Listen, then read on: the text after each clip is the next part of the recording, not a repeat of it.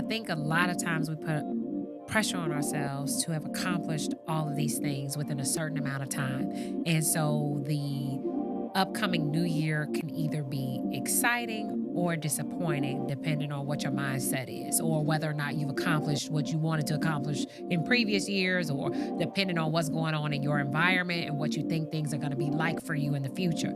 So I think the first thing is that we may need to slow down, take some deep breaths, and just reflect on what we did get done in 2024. What was good?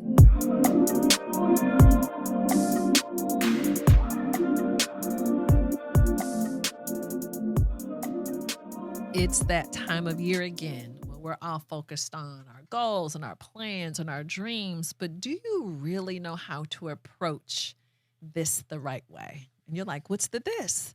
Well, I'm happy that you're here for this episode of the Thank Me Later show with me, your host, Jini Thornton, where we help you master your money and transform your life, because we're going to get you straight on the this and how to prepare and get ready to get in the right mindset and the right approach to setting your goals and your plans for the new year.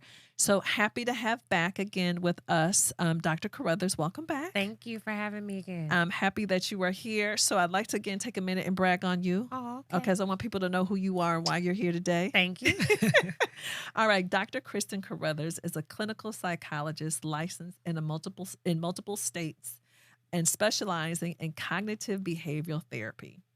With expertise in helping individuals and families navigate life transitions, Dr. Carothers focuses on equipping clients with practical tools to set and achieve personal goals. A Howard University graduate, we were just talking about that, a little HU, A&T HU right here, and a PhD from DePaul University. She brings years of experience from institutions like Columbia University Medical Center and the Child Mind Institute. Dr. Carothers is currently in private practice at Peachtree Integrated Psychology and serving as an assistant professor of psychiatry at Morehouse School of Medicine. Welcome back. Thank you. So I know this is the time where people are either super excited, maybe they could even be a little super sad right now, depending upon what happened or did not happen. So what is kind of your general advice if people are just kind of thinking about, goals and dreams and plans, and like, how do you kind of mentally get ready for that? Okay, I think that's a really great question. I think a lot of times we put pressure on ourselves to have accomplished all of these things within a certain amount of time. And so the upcoming new year can either be exciting or disappointing, depending on what your mindset is, or whether or not you've accomplished what you wanted to accomplish in previous years, or depending on what's going on in your environment and what you think things are going to be like for you in the future. So I think the first thing is that we may need to slow down, take some deep breaths, and just reflect on what we did get done in 2024. What was good? Because I think that'll set you up for possibly more positivity and more realistic points of view as you go into 2025. Because we all have these New Year's resolutions, and sometimes we keep them through the year and sometimes we lose them. But I think if we take a moment to be reflective before the year changes about what we actually got accomplished, it might put us in a better position for the future. And it's not this all or none proposition. No. Because it's interesting to me when people consider a year as like a whole loss. Right. I'm like, wait a minute. There had to be something good that happened. And like you said, just taking that time of doing that inventory. Yes. Of the small wins. Everything is not this major, massive, life-changing thing. But some good happened, even if you had some challenges throughout the year. Absolutely. And I think we've got to also be mindful of the fact that often we compare ourselves to other people who may or may not be giving us the full picture of how they accomplish their goals, or who may or may not have the same paths that we have. And or may not be telling the truth. The truth, right? And so we are so present on social media. And if it's something that you look at daily, and if you follow a lot of celebrities or influencers, you might think, why am I not in the position that they're in? Or it could be like looking at people you grew up with who you think have the life that you want. What you really want to think about is that a lot of these people have their own struggles that you're not aware of, and that everything isn't always as it seems. Right. So these might be good people to look at for inspiration, but they're not people you should judge yourselves by. Right. What do they say? Comparison is the thief of joy. The thief of joy. Right. Yes. Yeah. And I tell people all the time, going on a fast from social media might be good for you. So I actually think that that is a good way to end and start the year. I don't know that I can do it, but I think theoretically, right? Theoretically, to take a little break right before the new year, right, and take a little break right after the new year might help you to be able to determine whether or not you're setting goals that are really based on what you need or based on how you're comparing yourselves to other people or the image that you want to portray to other people. Right.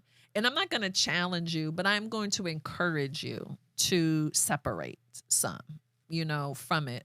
I typically have to do it for pretty long periods of time to kind of feel like I really get my footing. How long?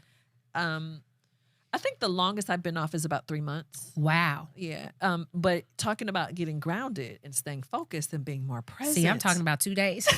I'm talking about like a few days because I know most people can't. Well, but I think you should do whatever you can do, because whatever you can do is going to make a difference. Because I don't want to make people feel bad that you can't be off. Right. And I have a couple of friends who aren't on at all. Wow. And I just admire them, but they are my more grounded people around me too.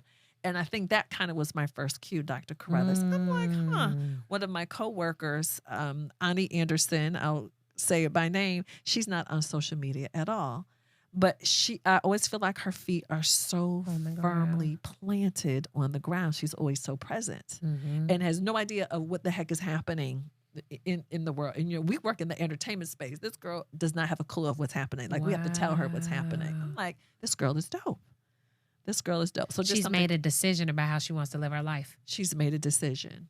And it's just one of the things that she has decided to, keep out of her way so she can be her best self. Yes. So not saying that's what y'all have to do, but just something to think about. So let's talk about forgiveness. Okay. In the context of getting ready to, planning a whole new life. You're doing just a little bit of a pivot. What role does forgiveness play in being able to really wrap up a year the right way and really get going into the next year the right way? I think forgiveness is a deliberate decision. When you decide that you are ready to move on from a space, place, person, or time that might have had a lot of control or power over you. And so forgiveness isn't so much about the other person as it is about you. So if you've got a person or a situation that you're trying to either forgive yourself from or you're trying to forgive somebody else about, think about the role that holding that grudge or the role that continuing to have those negative thoughts or the role that having that resentment has had on your well-being. So it's likely that it's kept you from enjoying things fully, that it's kept you from going places that you wanted to go, that it's kept you from engaging in relationships fully the way you want to engage in a relationship. And so I think forgiveness is for you. So you're saying, I'm going to close the box on this situation, this person, this thing, or this place, because I don't have room for that if I'm going to move forward. And so the forgiveness is just to say, I'm done with this. This doesn't serve me anymore. And it's okay for you to move on so that you have space to then do what you need to do to move on in your own life. So I don't think it's so much about the other person as I think it's about us. I had a conversation a week or so ago with a client, and she was talking about, she had a situation that happened earlier this year, and she was like, oh, wow, that's trash. But she was saying, acknowledging she made a decision, knowing what she knows now. Yes. She would have made a different decision. Yes. And it's like, girl, I'm just throwing that whole thing away. I was like, I love that for you, because she's not carrying, she's not dragging that crap around. Yes. And just the freedom in it. She fully owned it. She fully acknowledged it. And she's like, girl, moving on. But I think like there are these things that are stages of change. And depending on what stage of change we're in our lives, we may or may not be able to like fully engage in forgiveness. So there's like pre-contemplation, contemplation, action, and maintenance. Pre-contemplation is like people are telling you need to let something go, but you're like, I can't let this go because they did me too wrong. Contemplation is maybe I should let this go because it's starting to impact other things. Action is, okay, this is trash. I'm throwing it away. Right. And maintenance is keeping it in the trash, keeping it out of your sphere of influence and moving on to other things. Now with stages of change, there can also be relapse. And so what we've got to prepare ourselves for is there might be a situation where we feel bad for a person. Trigger. Or there might be a trigger. And then we go back to feeling that resentment. But we've done the action before. And so when you get that trigger, you got to remember, what was my action? Because sometimes it's easier to do things rather than changing a thought. A behavior can be easier than a thought. I appreciate that. And I didn't know about the 4 phases. Yeah. And then also knowing that once you get through the 4 phases doesn't mean that you're done. Right. Like something might circle back. You have to be ready for that. So let me get your opinion on this. Okay. I was having a discussion with a dear friend, and we were talking about that saying, crying over spilled milk. Yes. And she was like, you should cry. I was like, what? And that was kind of one of my mom's saying, don't cry over spilled milk. Yeah. And she was like, no, you should cry over it and then move on. Allow yourself the opportunity to cry. I was like, wow, I really appreciate that because you're trying to put off, but that's how you really feel. It's how you really feel. And sometimes when we don't allow ourselves to have that emotional experience in the moment, it'll come up later in a time and a place where it's not helpful. Anyway. Yeah, it's going to come anyway. Right. But it was adaptive, I think, at a certain time. I know my father, like, what you crying for? You Right. know, and it's like, well, I'm crying because that hurt my feelings, And so I think what this generation is really good at is acknowledging and validating their emotional experience. And it's something that we could learn from as people from other generations, that it is important to have your feeling. You don't let your feeling have you. You don't let it take over you, but you have it, and then you can move on. So in the context of moving on, creating this new vision for your life and whatever you're focused on, people are going to have their list, whether it's something financial, whether it's something related to weight or marriage, whatever people want. But a lot of times that's not like the real thing. Yes. That's not the real issue. It's a symptom of the problem. Yes. Can you kind of speak to that? Because it's easy to just get locked in like, oh, I'm having these money issues again. Right. I'm having weight issues again. Like, girl, it ain't really about the money or weight. It's not about the money or the weight. Okay, so let's take weight. So many times we'll say, I'm going to lose 10 pounds. I'm going to exercise 5 times a day. I'm getting this weight off of me. I think it goes back to figuring out, how did the weight get there in the first place? Was it that life snuck up on you out of nowhere? Was there a major change that you had? Maybe you moved from a place where you walk to a place where you only drive.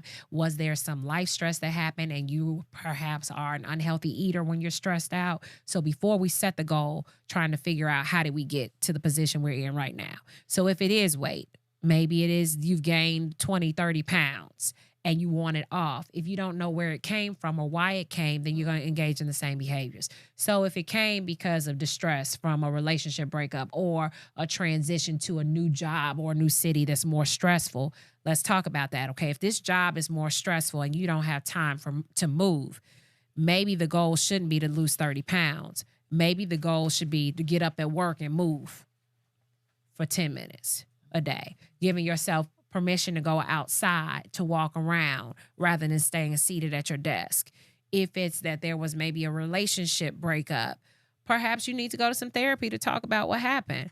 If it's that you are just super stressed and you're just making poor decisions, maybe you need to meet with a nutritionist. So your goal changes. Rather than being lose 30 pounds, it's a small piece that's linked to how the weight got there in the first place.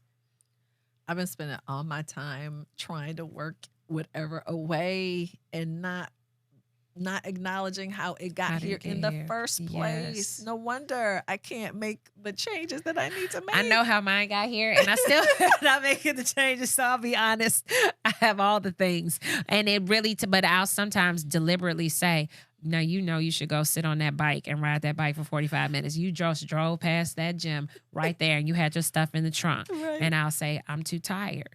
Okay, so what is the underlying belief? My underlying belief is like, there's no place for this in my life right now. I'm too stressed. So if I am too stressed, then something needs to come off of my plate so that I can make time for this that's important. Right. But just to take the time, be present enough to go through that whole thought process. Yes. And to be honest enough to Yes. do it too.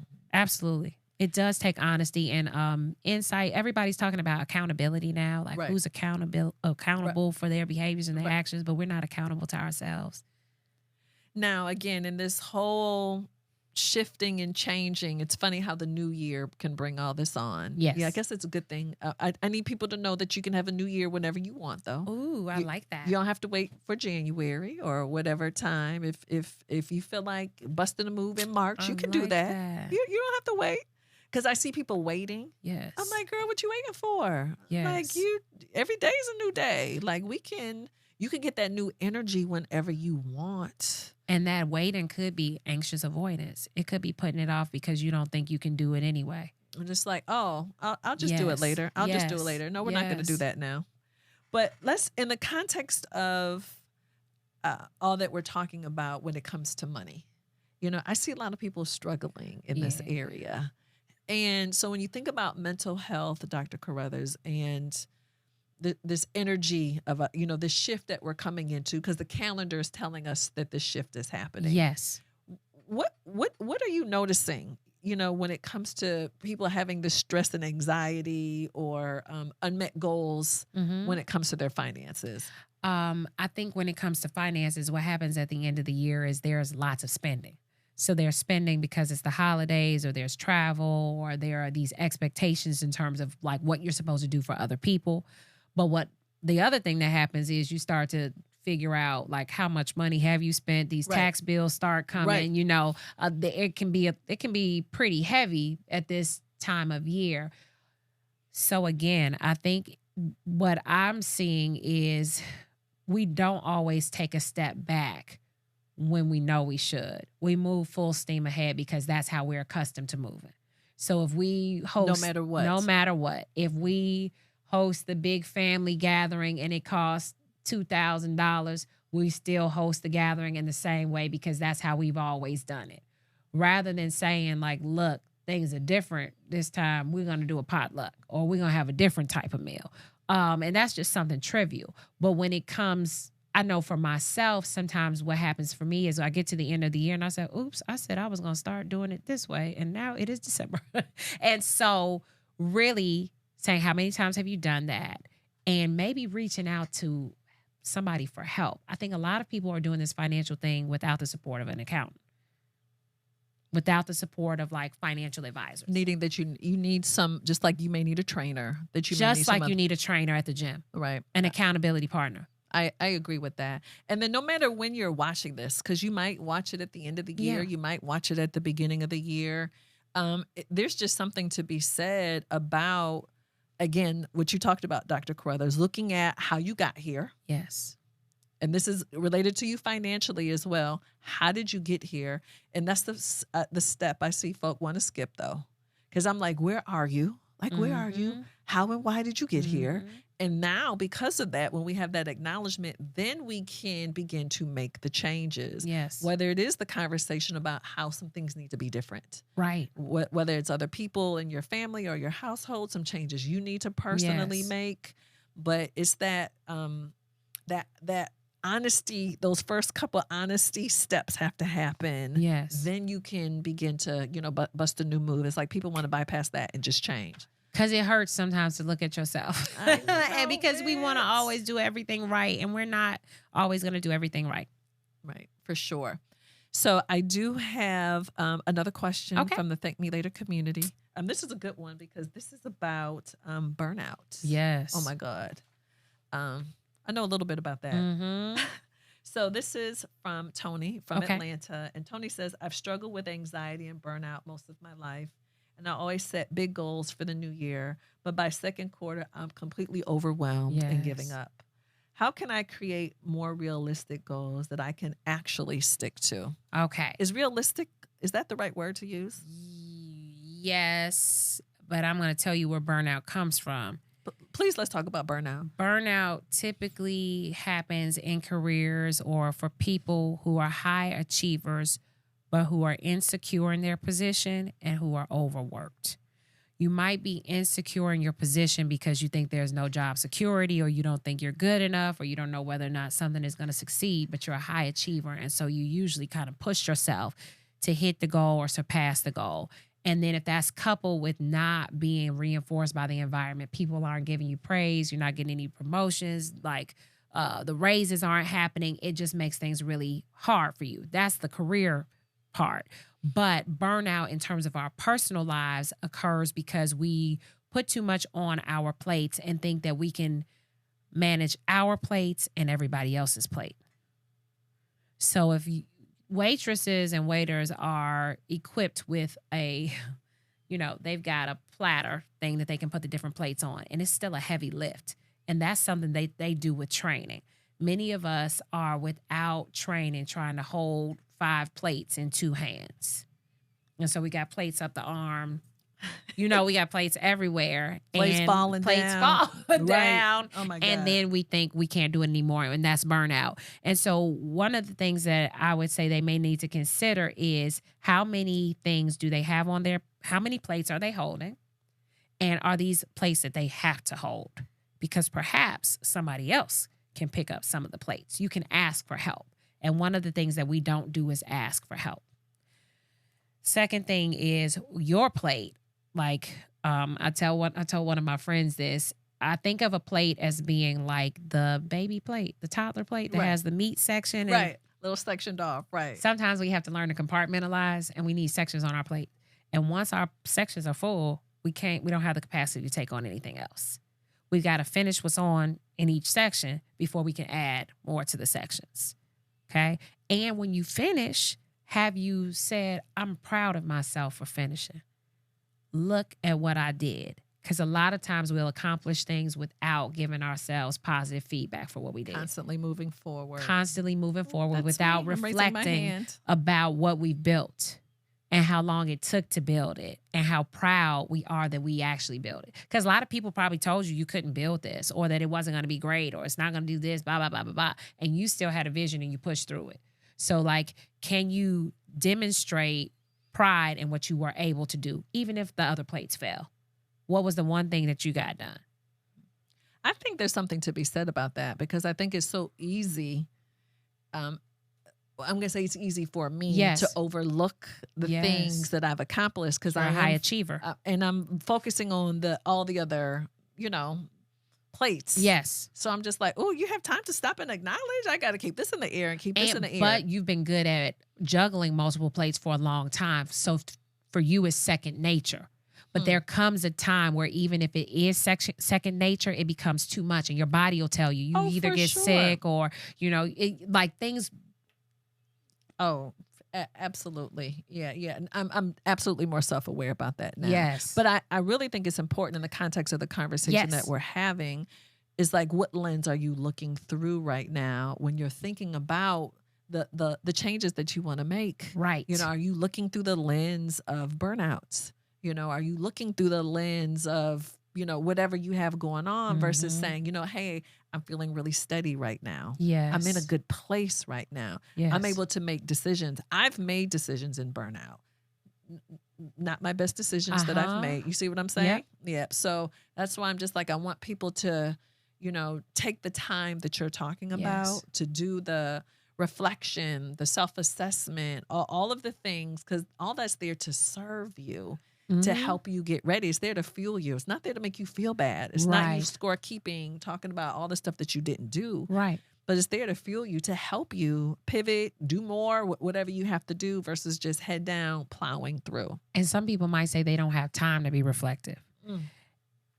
And so I think that prioritizing a time to be reflective, it doesn't have to be a long time, but consider whether or not you could have 5 to 20 minutes to yourself to write, to draw out your ideas, to be by yourself with your ideas.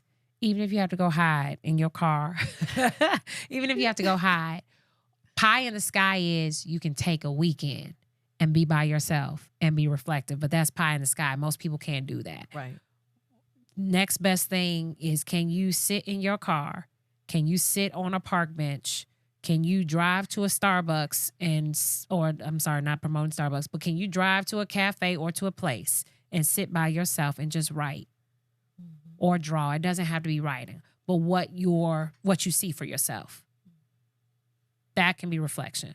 I appreciate what you're saying. And for those of you who are always reaching out to me about your financial challenges, when you do the work that Dr. Carothers is talking about now, you will see the changes in your finances. Yes. Because people want to bypass. This is the real work that you got to do first. Yeah. There's no shortcuts. So now for people who, again, thinking about their new self, their new life, new whatever, in the context of therapy. Yes.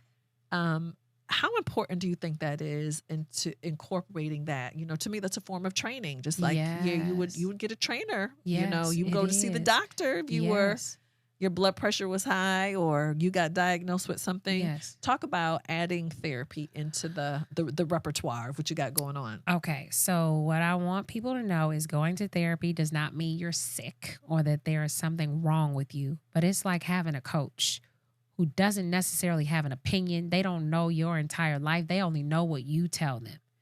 And they're there to serve you, to listen to you, to offer up some opinions and some strategies, but without judgment. And it's different than talking to your pastor or talking to a friend because they've got their opinions, they've got their life experience. And while therapists may also have that, they've got some specific training to meet you where you are and to provide you with some strategies and some tools that are effective for what you're going through. It can be really nice to have a space to just sit and talk without wondering how it's going to come back on you later. It's confidential. What's said in the office stays in the office. You move on. I'm a therapist, so I could go on for why it's important. I think it is self-care at the highest level. I love that. And whether you need it individually, whether you think your kids need it, you and your mate needs it, like whoever do it. I don't think you have anything to lose by trying it. Like, what do you have to lose? Sometimes you need to just hear your thoughts aloud. Absolutely. Absolutely. It's been a game changer for me. Yes. Particularly for people who are going through regular life, but also like a significant life transition. Yes. Where I have lost my footing during certain times of my life. And I'm like, well, I'm not equipped to handle this. I thank God I knew that, like when my mother passed away, like, oh, I need some help. Yes. When I found my entire biological family, I was like, I'm not equipped to process all of this. It's a lot. It's a lot. So please don't be afraid to get some support and help if you need it. To get some support and help. There's Psychology Today, which is an excellent website that has tons of resources. You put in your zip code, therapists will come up. Some people take insurance. Other people are private pay. What that means is if they accept insurance, you'll need to know what your insurance is and whether or not they can bill your insurance. Private pay means that they're going to charge you a fee. You're going to pay them out of pocket. They'll provide you with a super bill for reimbursement purposes. There are all different types of therapies and modalities. And so what you want to do is make sure that you're getting somebody that's a good fit that can provide the services that you need. I think it's worth it. So a little tip, you can check out your benefits, talk to your benefits administrator. A lot of you through your EAP, your Employee Assistance Program, you have some automatic built-in therapy built into that. You're paying for it already. Although your company typically is paying 100% of this, you are paying for it.